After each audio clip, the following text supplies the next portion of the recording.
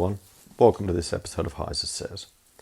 Sorry for the unusual format, but I'm still laying flooring at my mother's house.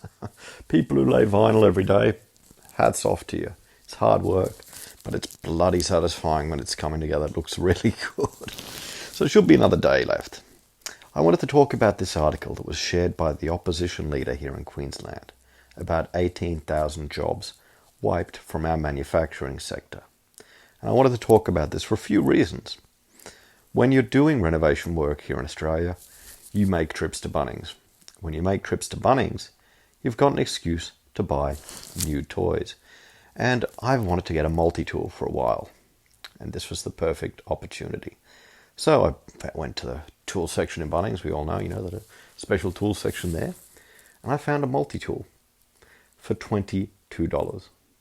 I normally go and get my little Azido brand, those cheap Chinese manufactured stuff. Sometimes they can last a long time, be really good quality.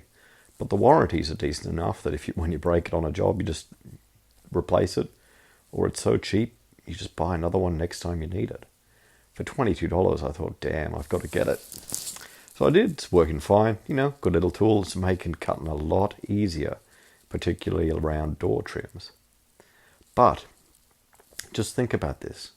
How can our manufacturing sector, because we can't, a little multi-tool was a complex piece of equipment with plastic molding, a motor, all these components in there.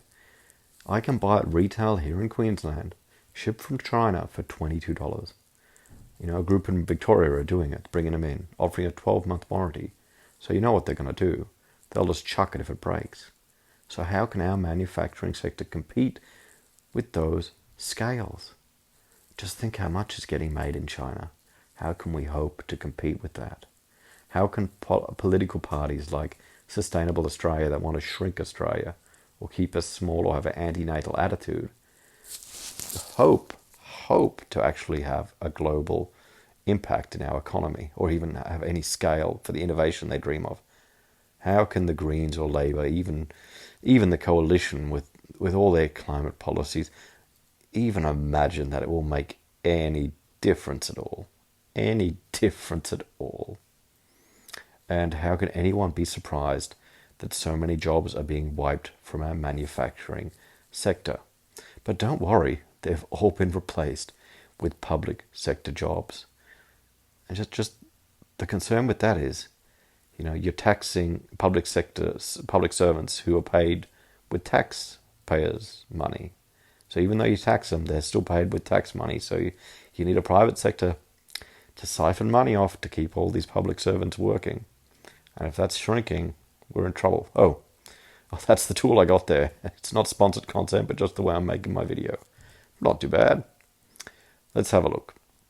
So more than 18,000 manufacturing jobs have been wiped out under the Palaszczuk government, with the sector now employing its lowest number since the 1990s recession.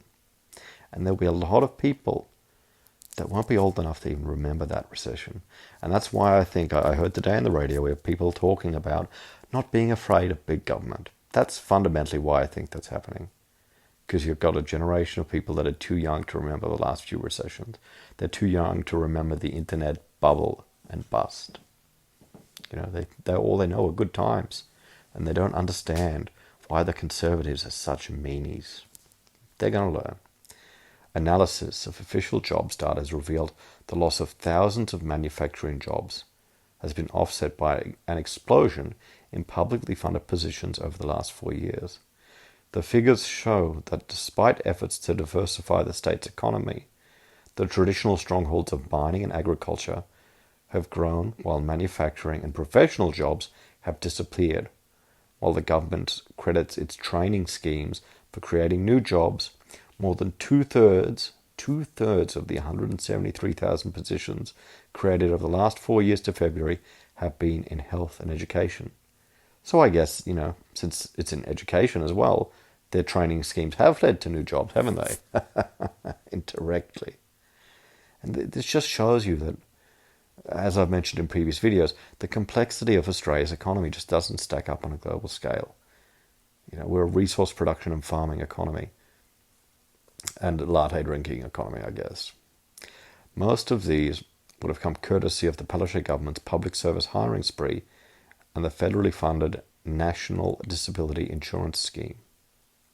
Queensland's manufacturing workforce of 150,000 is now the smallest it has been since Paul Keating declared Australia was experiencing the recession it had to have. Now, I'm sure there's some listeners who are familiar with that. And I think if we get Shorten, I think if Shorten gets in charge, we're going to have the green recession Australia had to have. So we can pretend to save the planet. So we can pretend to think that our economy that can't even compete with China making a small piece of electronic equipment, a little power tool, can actually hope to make a difference on the global stage with regards to the environment. We really, in some ways Australia punches above our weight, but we've got to realize where our strengths are, and our strength is not going to be in carbon offsetting, that's for sure. Professional, scientific and technical jobs shrank by 9,000 positions. Economist Jean Tunney warned the figures expose the sluggish nature of Queensland's economy and the risk of undermining the state's key job-generating sector of mining and agriculture. Yes, it does. It has been, and it is. Our comparative advantage is being able to dig stuff out of the ground and grow stuff out of the ground, he said. We would be silly not to act on that. Construction jobs have flourished by 31,000. However, they are a fierce sector with housing prices declining. Well, yes, I've done a video on that recently. Housing prices are declining. We've noticed it. Interstate, definitely. New labour force statistics released on Thursday showed 4,900 new positions were created in March. However, Queensland's seasonally adjusted unemployment rate jumped to 6.1%. Treasurer Jackie Trad insisted the government was 100% focused on growing jobs and new industries. But see, the thing is, the government really isn't good at that. The government can't create any jobs. The government just redistributes their tax resources. Sure, okay, it keeps people busy, but those people are paying taxes if they're not offsetting it through other means, but they still need to source revenue from other streams. Now, I also don't really think that the government is the best representative for growing new sectors of the economy, new innovative sectors. If anything, their regulation and red tape tend to get in the way. Let me know what you think, guys. Do you think there's a future for manufacturing in Australia? Do you think micro manufacturing or home manufacturing might be the way to go? Rapid prototyping and drone operation, could those be things? Let me know what you think. Please like, share and subscribe. Ding the bell to see more content. And thanks for putting up with me trying to create YouTube videos like this. When other YouTubers go, on holiday, they're all prepared and they've got like nice tropical backgrounds for where they're, holidaying. When I'm out of town, I'm laying vinyl floors and visiting Bunnings. I guess that's just my lot in life. Take care, guys. See you next time. Bye for now.